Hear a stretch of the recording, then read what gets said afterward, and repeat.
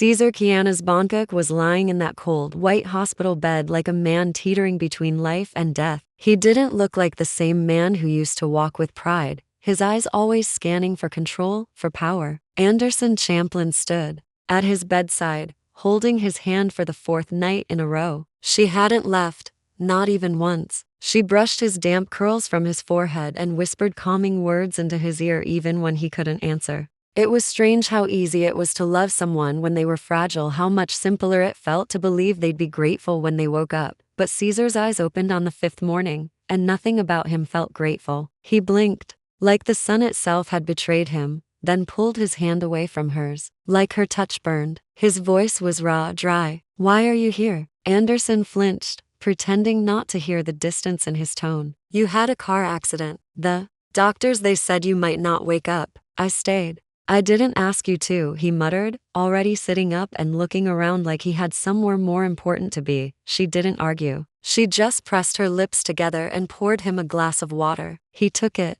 avoided eye contact, and stared at the blank wall across the room like it was far more interesting than her loyalty. That moment should have been her first warning. 2 weeks passed. She helped him dress, eat, shower, even get angry. She absorbed his cold remarks, smoothed his moods when the pain made him sharp-tongued, and swallowed every ounce of pride left in her. Nurses started calling her the nanny. "You really should be on payroll," one of them joked. "He treats you like staff." Anderson smiled through it. "It's temporary," she told herself. "He just needs time." But time didn't soften Caesar. It made him colder. One morning, she came into the room and found him packing his things with the help of Yvonne Bayer, an old friend from the business world. Anderson froze at the door, keys in hand, jaw tight. "You're being discharged today?" she asked. Caesar didn't even look up. "Yeah, Yvonne's driving me. I've already arranged for someone else to help with recovery." Someone else. Not her. Anderson felt the twist in her gut, but she refused to break. Not in front of him. "I see," she said, her voice calm in the way that only the deeply wounded can fake. Yvonne smiled with just a hint of triumph, as if she'd won something. "Thanks for helping him out, Anderson. Really, you've been so dependable."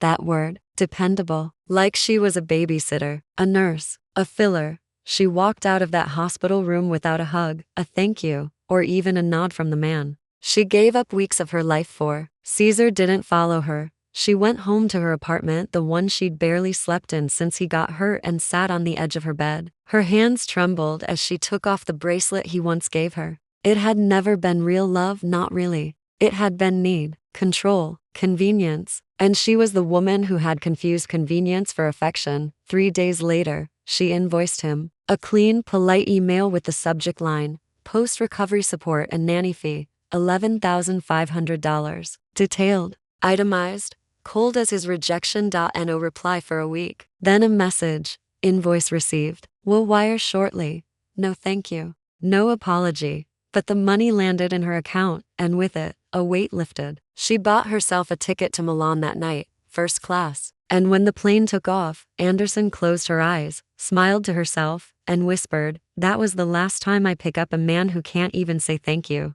Milan felt like the kind of city that wrapped its arms around you without asking questions. Anderson stepped off the plane with nothing but a carry-on and the quiet satisfaction of someone who had finally closed a door that needed closing. Her phone buzzed nonstop for the first few hours, friends back in New York asking why she vanished, co-workers wondering if she was coming back, even her nosy neighbor who'd noticed the sudden absence. But she ignored them all. For once, Anderson wasn't explaining herself. She checked into a boutique hotel tucked between old stone buildings that smelled of espresso and fresh bread. From her balcony, she could see the dusky pink rooftops stretch out under the glow of the setting sun. It was peaceful, clean, untouched by Caesar's voice, his cold eyes, or Yvonne's smug smile. But peace didn't mean numbness. Some nights, it hit her how easy it had been for him to let go. No fight, no guilt, just a surgical cut from her life. And that wounded her more than the accident ever could have. Because Anderson hadn't stayed out of obligation. She'd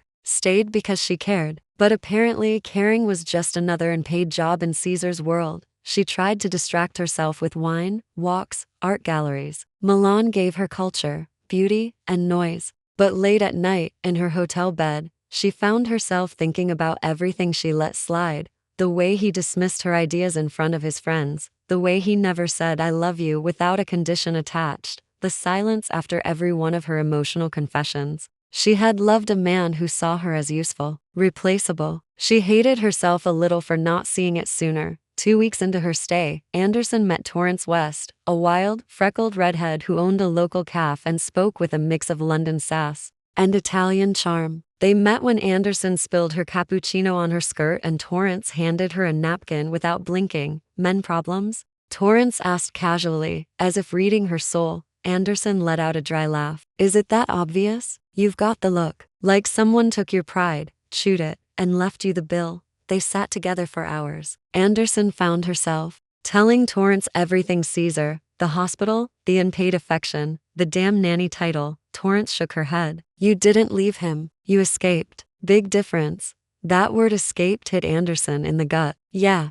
it had been an escape. From a man who drained her warmth and handed it to someone else. From a version of herself that tolerated crumbs because she thought it might turn into a feast. She was done begging for seats at tables she helped build. Over the next few weeks, Milan became something else. Not just an escape, but a quiet rebuilding. Anderson started sketching again, something she hadn't done in years. She designed ideas for cafe interiors, wine bars, even a rehab center with an actual soul. Torrance, always watching, offered her a part-time gig helping redesign the cafe's upstairs lounge. Anderson said yes without thinking. Got your own thing now, huh? Torrance teased one night. Not a thing, Anderson said, sipping her wine. A new chapter, one where I'm not the backup plan. They laughed together, loudly, honestly, and for the first time in months, Anderson didn't feel like she was recovering. She felt like she was rising. One day, as she left the cafe, her phone buzzed with a number she hadn't saved but instantly recognized. It was Caesar. She stared at the screen. The man who couldn't say thank you, who handed her pain in place of closure. She didn't answer. Instead, she blocked the number and walked down the cobblestone street like it owed her something. Like life was just now learning how to pay her back. But peace has a way of being interrupted, especially when the past has money and pride on its side. It started with a headline. Torrance shoved her phone under Anderson's nose one morning, eyes wide with disbelief. Tell me this isn't your Caesar.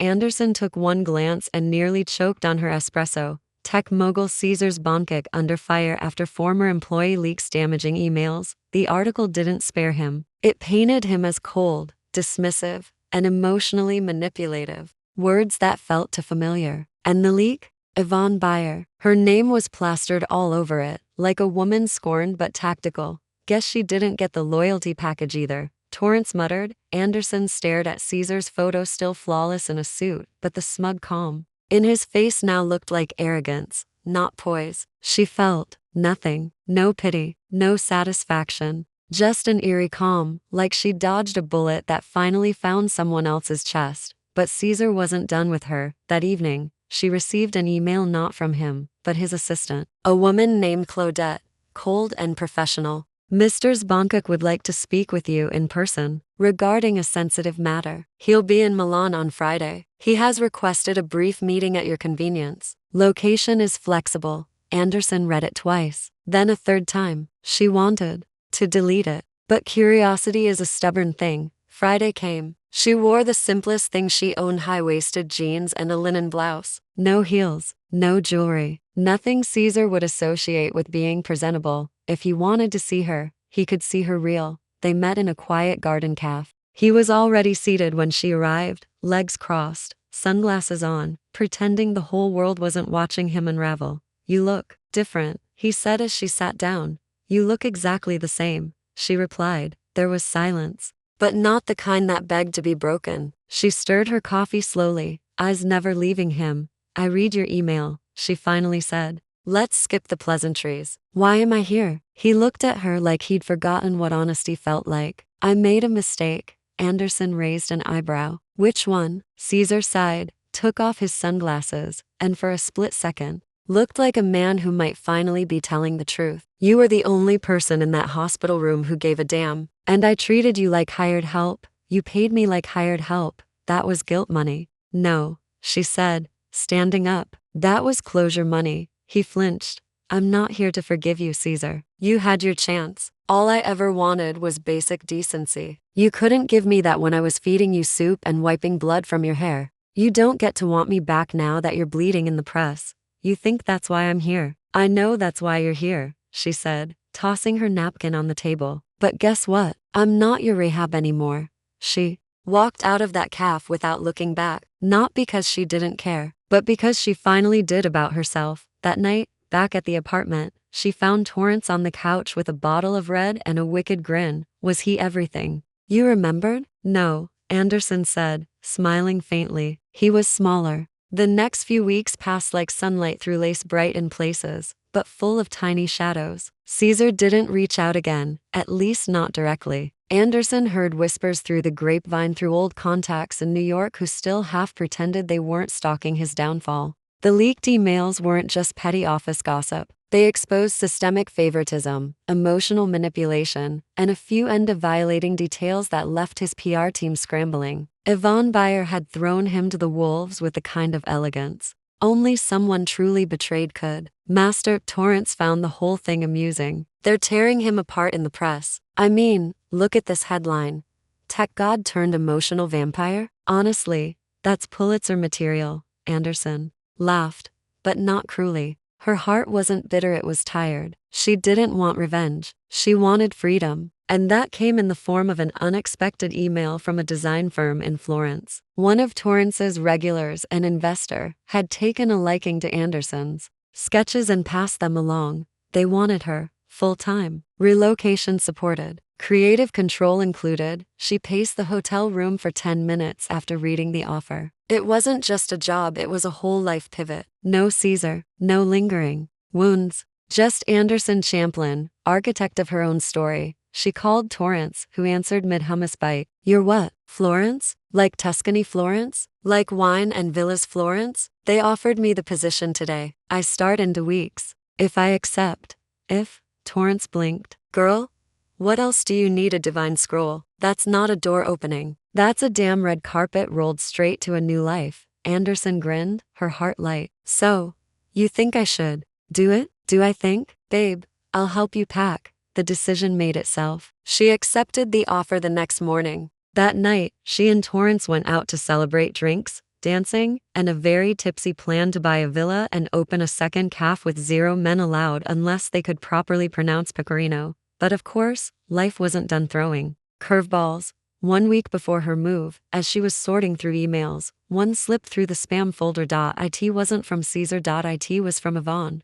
I know you probably don't want to hear from me, but I owe you. I owe you for not warning you when he started pulling away. I thought if I waited him out, he'd come to me. He didn't. He just used us both differently. You loved him. I competed with you. We both lost. If you ever want to talk, I'm here. No games, just honesty. Anderson stared at the screen for a long time. She hadn't expected that. Not from Yvonne, the woman who walked him out of the hospital like she was claiming a prize. But the tone wasn't sharp or smug, it was tired. Almost like the email had come from someone else entirely. Someone human. She didn't reply. Not yet. But she didn't delete it either. Instead, she closed her laptop and walked to the mirror. There she was. The same woman who held Caesar's hand in a hospital bed. The one who packed her dignity into a suitcase and left the country. The one who sketched her dreams on paper napkins and turned them into something real. Her phone buzzed. Torrance again. You ready for Florence? Yeah, Anderson said, smiling. And this time, I'm not running from something, I'm running to it. She paused, glanced out at the city that had helped her heal, and whispered under her breath, no more healing broken men. I've got blueprints to build now. Florence smelled like lemon blossoms and centuries-old stone. Anderson arrived on a Sunday, dragging 2 suitcases and a carry-on full of sketchbooks, notebooks, and the kind of quiet strength you only earn after surviving someone like Caesar. Zbonkik. The firm had booked her a furnished apartment near the Arno River, warm beige walls, tall windows, and a kitchen that begged for midnight wine and deep conversations. Her first morning started with espresso and nerves. The design firm, Linaviva, was tucked in an old building that leaned into its own character, arched doorways, worn marble stairs, and a receptionist named Chiara who had the kind of warm smile Anderson didn't know she needed. The team welcomed her like She wasn't new, just meant to be there. Her title was Creative Development Lead, but everyone called her the American with the eye. Within 3 days, she was knee-deep in Projects 1, a historic boutique hotel restoration.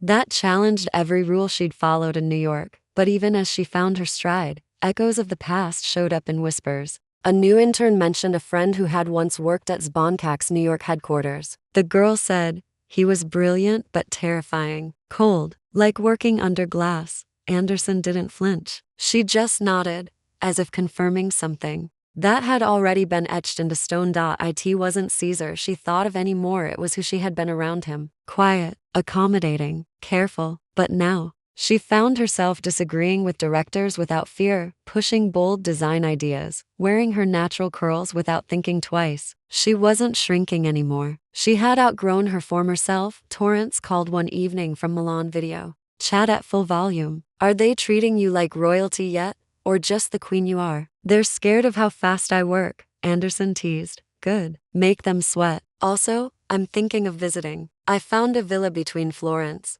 and Siena that might just scream calf/wine lounge/escape from mediocre men." Anderson laughed so hard she choked on her tea. "Book it. I'll design the patio." But even with the laughter, Florence brought stillness. And stillness can bring memories you didn't invite. One night, Anderson opened her inbox again. Yvonne's email sat there untouched, like an unopened wound. She clicked it, reread it. Then, on a whim, she typed 3 words. "You were right." She hit send before she could take it back. The response came a day later. "I think we both paid a price for the same man, but you walked away with more. You kept your kindness. I bartered mine. If you ever want to talk like women and not rivals, my door's open." It didn't feel like closure. It felt like truth. And truth, she was learning, had no winners, only survivors. The next morning, Florence gave her a gift she didn't expect. She was standing in the piazza near her apartment, watching street artists sketch couples for tourists, when she caught sight of a man across the square. He had warm brown skin, dreadlocks tied in a low bun, and a sketch pad balanced on his knee. His eyes lifted for a moment and held hers like a quiet question. He smiled. Anderson, for the first time in years, smiled back. No expectations. No wait.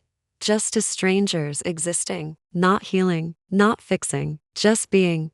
Later that night, she journaled a single line. "Somewhere between being forgotten and remembering who I am, I found the version of me that never needed rescuing." Anderson kept seeing him. Not in the chasing, faded lover's way that movies try to sell. No, it was subtler than that. He was just there, sitting under the same tree on Tuesday, sketching on the same bench on Thursday, walking past her corner calf with a coffee and a worn backpack on Saturday morning. She didn't even know his name, but he had the kind of presence you notice without trying. Like a song you'd heard once before and couldn't stop humming. One afternoon, the inevitable happened. He looked up from his sketch pad and caught her staring. "You're going to make me nervous if you keep looking at me like that," he said, not with arrogance, but curiosity. Anderson blinked, then laughed. "You're the one sketching strangers. Aren't we even?" He smiled, slow and warm, not the kind of smile Caesar ever gave. "Touch." She walked over without knowing why, sat down beside him like it was the most natural thing in the world. "I'm Anderson," she said. "Eve," he replied. "Eve Beyer." She froze. The surname hit like a cold gust of wind. Beyer. Yvonne Beyer. And now that she really looked at him, yes, the resemblance was faint, but there. The way the eyes held you in place, the tilt of his smile, the precision in the way he sat still, like nothing about him was accidental. "Any relation to?" she asked, letting the sentence trail off. He nodded. "Cousin, haven't spoken to her in years though. Different worlds." Anderson tried to keep her expression neutral. "You know Caesar then?" "Too well. We went to school together. The man collects women like trophies, doesn't he?" Her heart skipped. There was no judgment in Eve's voice, just a tired awareness. A knowing. She studied him carefully now. Was this fate? Was this just another trap the universe had laid out? "Let me guess," Eve added, turning his sketch pad around to show her a quick charcoal drawing her, sitting across from him, head slightly tilted, the wind lifting the edge of her coat. "You're one of the ones he let slip through his fingers?" "No," Anderson said softly. "I'm the one who walked." Eve paused, then smiled wider. "Good. I like people who walk. They stayed in that piazza for 2 hours, talking about art, Florence, family. Anderson didn't tell him everything just enough. Enough to let him know she wasn't anyone's story but her own now. Over the next week, they kept running into each other, and by the end of the second, she stopped pretending it was coincidence. They started meeting for breakfast, sketching together in silence, trading playlists and local restaurant tips. Eve didn't flirt, he invited. He didn't ask for her story like it was something owed. He let her tell it when she wanted, and never pushed when she didn't. One night, over dinner and red wine, she finally asked, "Do you ever think about the people who tried to ruin you?" Eve took a slow sip, then set his glass down. "Only when I forget who I am. And I don't forget anymore."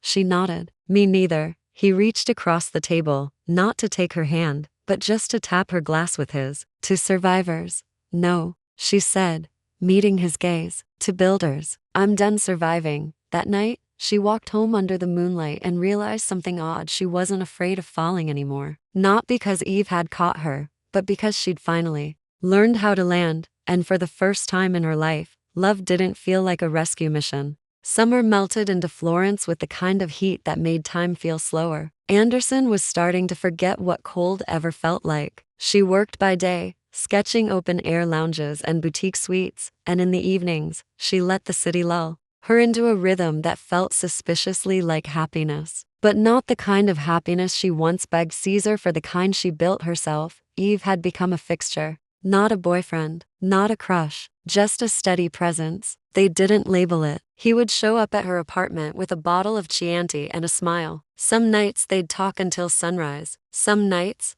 they'd say almost nothing. It was the quiet trust between them that carried weight, not grand gestures, not whispered promises. One evening, as they walked back from the river, Anderson spotted her own name in an email subject line on her phone. It was from an old contact. "In New York. Saw your name in the post. You've arrived, girl." Also, Caesar's back in damage mode. Her stomach turned, but only slightly. She clicked the article link out of curiosity, not pain. Ex-lover of tech mogul becomes Italy's new design star. The woman Caesar let go. She read the whole thing. The author had done their homework, quotes from past colleagues, vague but biting references to Caesar's indifference during his recovery, and a surprisingly respectful take on Anderson's resurgence. But it still felt invasive. Her story, her pain, reduced to a headline and a few polished paragraphs. Eve looked over her shoulder. "That him again?" She nodded. "The media finally noticed the fire he started, and that you rose from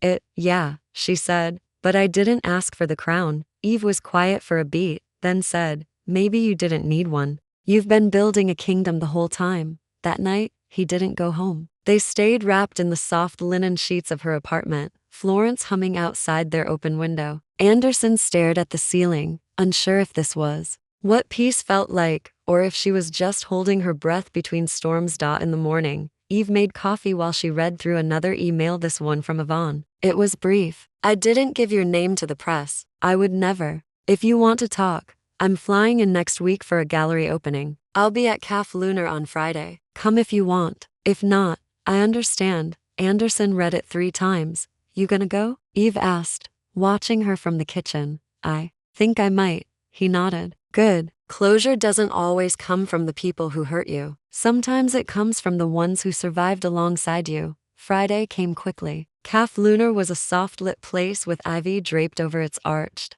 windows and old jazz playing low. Yvonne was already there, seated by the far wall, alone, dressed down in a way that made her seem human for the first time. Anderson approached slowly. Yvonne stood. "Hi." Anderson sat across from her. "Hi."